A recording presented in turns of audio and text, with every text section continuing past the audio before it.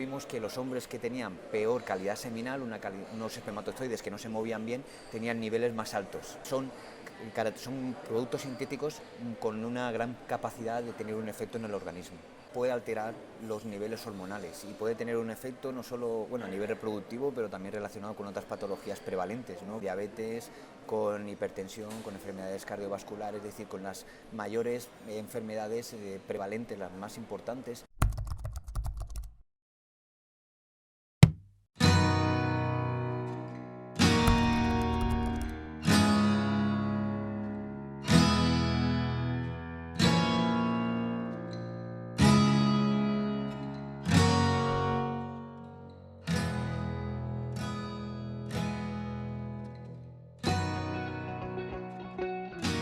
Nosotros lo que hemos hecho ha sido una investigación en Murcia, en pacientes que atienden que van a clínicas, principalmente al hospital de Murcia, ¿no? Que hacen tratamientos de reproducción, y entonces a las parejas que venían, a los hombres les pedíamos que nos dieran una muestra de orina y les analizábamos la calidad seminal.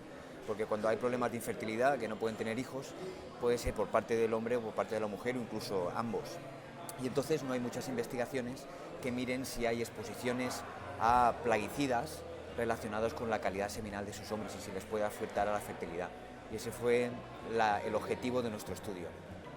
¿Y qué es lo que encontrasteis? ¿Qué asociaciones encontrasteis? ¿Existía asociación? Nosotros lo que vimos, analizamos residuos de plaguicidas, es decir, una vez pueden estar expuestos a nivel medioambiental a plaguicidas, nosotros analizamos en orina si quedan trazas de esas sustancias, y puedes tener niveles altos o bajos.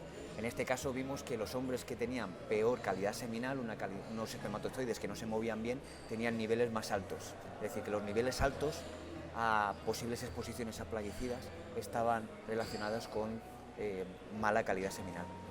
¿Y los pesticidas que vosotros analizabais eran un grupo de pesticidas muy utilizado actualmente en la agricultura mundial, ¿no? Eran los organofosforados? Exacto, eran compuestos organofosforados que se utilizan, son compuestos no persistentes, pero que se utilizan de forma habitual en la agricultura, incluso también en ámbitos más caseros, ¿no? Como para temas de insectos, etcétera.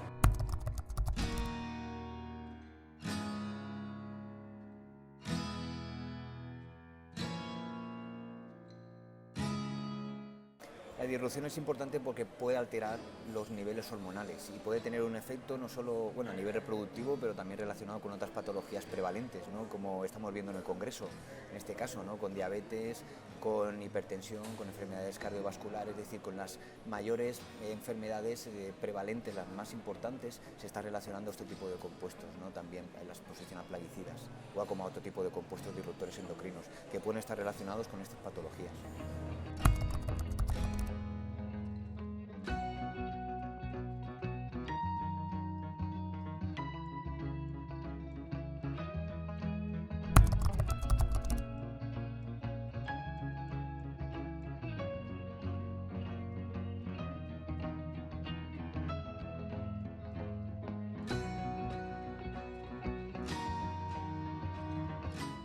Con la doctora Shana Swan, cuando estuvimos haciendo trabajos conjuntos, y vimos en una cohorte que ella realizó en Estados Unidos, era un estudio multicéntrico en varias ciudades americanas.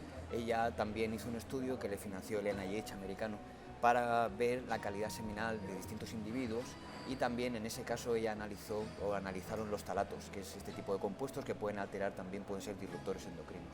Y lo que vimos en un estudio que hicimos con ella es que había una relación con las hormonas, es decir, los hombres que tenían niveles más altos de talatos, las hormonas como por ejemplo la testosterona o el estradiol estaban afectados, con lo cual también hemos visto que hay una posible relación de este tipo de sustancias con una alteración a nivel hormonal, de las hormonas de los hombres. Y esto, por ejemplo, en un momento en el que se está formando el aparato reproductor, porque a lo mejor inicialmente somos más como si fuéramos todos hembras de alguna manera o no, y entonces es la acción de la testosterona la que Entonces, si hay algo que perjudica ahí, ¿no? ¿Cómo puede ser ese efecto? ¿Por qué se origina, no? Sí, es correcto, es decir, nosotros tenemos exposiciones actuales, ¿no? Ahora somos adultos, pues tenemos ingesta de cualquier tipo, pero obviamente en la etapa prenatal, cuando estamos en el útero de nuestras madres, es una etapa muy sensible. Y entonces ahí cualquier exposición que sea, aunque sea mínima, puede afectarnos y que desarrollemos una enfermedad cuando somos adultos. Y en este caso la doctora Shahnasan hizo un estudio de los pioneros en el cual a las madres que estaban embarazadas les pedía una muestra de orina. Y entonces les medía ahí este tipo de sustancias que son antiandrogénicas, bajan los niveles de testosterona. Y cuando nacieron los niños de esas mujeres, les tomó esta distancia no genital. Y en algunos niños se vio que los niños que tenían una distancia más corta, las madres habían tenido unos niveles más altos de este tipo de sustancias. Con lo cual se vio que había una relación y fue uno de los estudios pioneros en el ámbito de que las exposiciones en el útero, las exposiciones prenatales, pueden estar relacionadas con un efecto una vez hemos nacido y que desarrollemos posibles desórdenes o patologías en la edad adulta.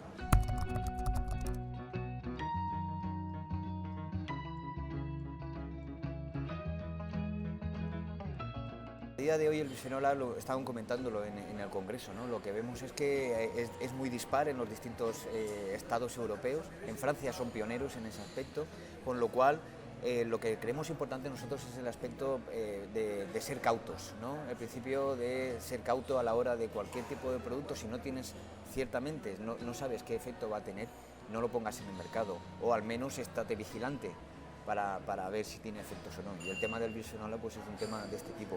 Es verdad que pues siempre hay presiones industriales de algún tipo de la industria para que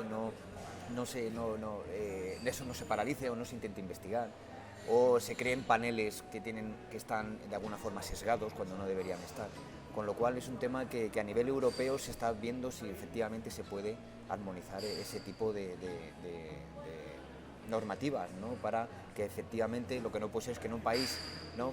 Se prueba y en otro no, con lo cual con la libre circulación es muy complicado también que esos productos no terminen circulando.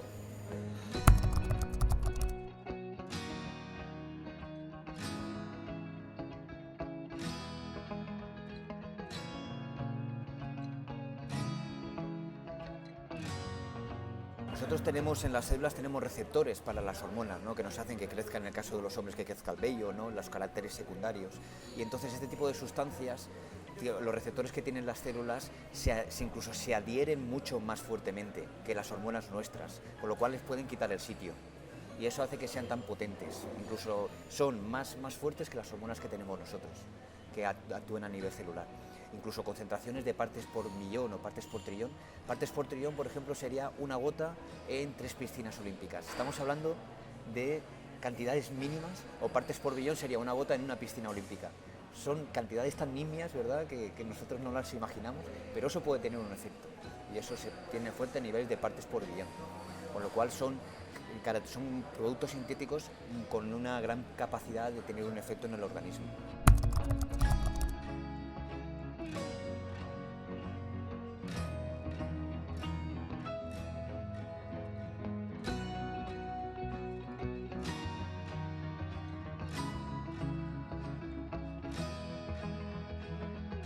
Nosotros estamos muy interesados en general con todo el tema de la disrupción endocrina, ¿no? Porque creemos que es importante, es una etapa que empezaron aquí en España. Tenemos pioneros como el doctor Olea que empezaron con gente en toda Europa con todo este tema, y creemos que queda mucho por hacer también.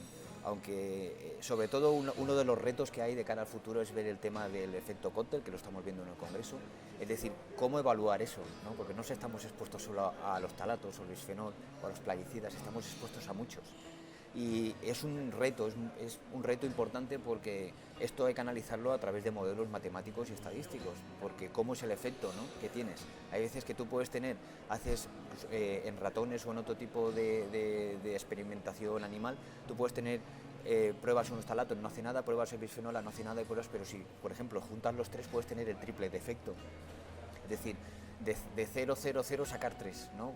La suma normal aquí no se entiende, ¿no? Hay efectos que no se comprenden y todo es una parte que queda por delante, ¿no? Sobre todo el tema de los retos de investigar cuál es el efecto multiplicativo, sumativo que puede tener esos disruptores. Eso creo que es una parte que nos queda por delante porque es un reto importante, porque a nivel matemático, cómo modelizar eso, cómo entenderlo, ¿no? Para que es muy fácil analizar una cosa, bisfenol A con calidad seminal, bisfenol A con hormonas, ¿vale? Pero bisfenol A, talatos, ¿cómo sumo eso? ¿Cómo veo el efecto que pueda tener? Hay algunas aproximaciones que se han hecho, ¿no? Como la carga total estrogénica de Nicolás Solea, pero tendremos que buscar una forma de intentar modelizar varios compuestos, no solo los estrogénicos, para intentar entender cómo puede ser el efecto total que tenga, ¿no? Sobre todo con temas reproductivos, pero cardiovasculares también, obesidad, diabetes, síndrome metabólico, todas las patologías.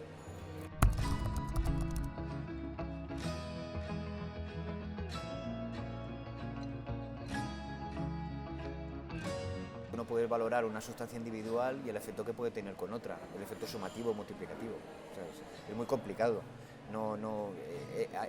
Ahora está en base a cada producto individual, pero no es real.